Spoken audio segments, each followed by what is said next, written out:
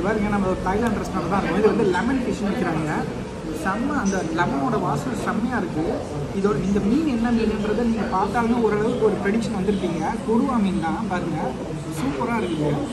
இதை வந்து அந்த சாஸில் ஒரு முக்கி அப்படியே சாப்பிடுவோம் அப்படின்னு. வா, செம்ம ஸ்ட்ராங்காக இருக்குது அந்த ஃப்ளேவரு.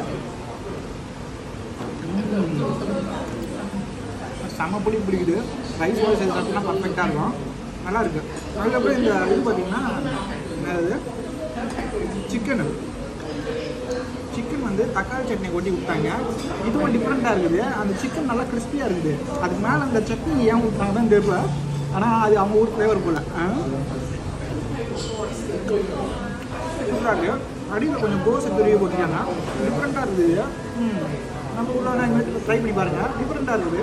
லைட்டாக தக்காளி சட்னி வேறு ஏதோ பீனட் சட்னி இருக்காமல் இருக்குது லைட்டாக. இப்போ நம்ம இருக்க ரெஸ்டாரண்ட் இருந்தாங்க பார்த்தீங்கன்னா தாய்லாந்து ரெஸ்டாரண்ட்டு. அவங்க சிக்னேச்சர் விஷயங்கள்லாம் இங்கே இருக்குது. இல்லைங்க அவங்க காஸ்டியூமு, அதுக்கப்புறம் அவங்க ஐலாண்டு இதெல்லாம் இருக்காங்க. இங்கே ரவுண்ட் டேபிளும் இருக்குது. நிறைய பேர் வரீங்கன்னா ஒரு 6 பேர் வராங்க உட்காந்துங்கன்னா இங்கே. ஆனால் அங்கே ஒரு 8 பேர் பார்த்தீங்கன்னா நினைக்கிறேன். இந்தமாதிரி செட்டப்போட உள்ளே வருங்க, ஜூஸ்லாம் போட்டு உள்ளே உட்காந்துருக்காங்க மக்கள். இது வந்து தாய்லாந்து டெம்பிள் அது எல்லாம். அதுக்கப்புறம் அவங்க மெயின் அங்கே இருக்கு பாருங்க. பாருங்க நம்ம வந்து இப்போ நடந்து போய்கிட்டு இருக்கோம். எங்கன்னா தாய்லாந்து ரெஸ்டாரண்ட் ஒன்று தேடி தான். அது வந்து ரொம்ப சின்ன ரெஸ்டாரண்ட் தான் இருக்காங்க, பட் இருந்தாலும் நல்லாயிருக்கும் அப்படின்ற மாதிரி ஃபீட்பேக்லாம் வந்தது. சரி அதனால் ட்ரை பண்ணி பார்ப்போம் தான் போயிட்டுருக்கோம்.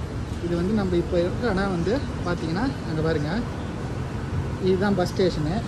பஸ் ஸ்டேஷனுக்கு பக்கத்துலேயே அந்த சைடில் தான் நம்ம கடை. இந்த இடத்துல நம்ம அதுக்கு முந்தின வீடியோலாம் நான் உங்களுக்கு அந்த இடம்லாம் போய் காட்டியிருப்பேன் இதுக்கு முன்னாடி. இந்த இடம் ரொம்ப பாருங்களேன் எப்படி இருக்குது பாருங்களேன். ரொம்ப மாடர்னைஸ்டாலாம் இல்லை, அது மாதிரி தான் இருக்குது. பழைய வீடுகள்லாம் இருக்குது நிறைய. நார்மலான லொக்கேஷன் தான். இல்லை வாங்க போவோம்.